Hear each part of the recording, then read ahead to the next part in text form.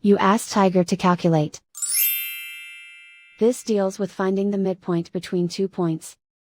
The midpoint between the 2 points is 5, negative 63.5. Let's solve it step by step.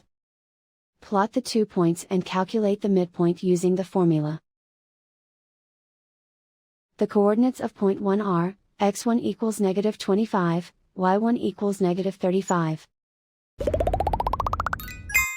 The coordinates of point 2 are, x2 equals 35, y2 equals negative 92.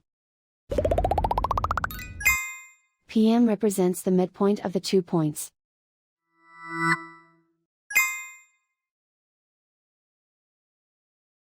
Use the x values in the midpoint formula to find the midpoints x. x1 equals negative 25. x2 equals 35. Simplify the arithmetic.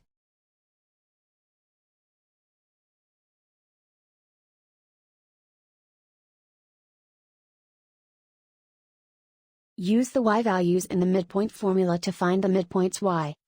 y1 equals negative 35. y2 equals negative 92. Simplify the arithmetic.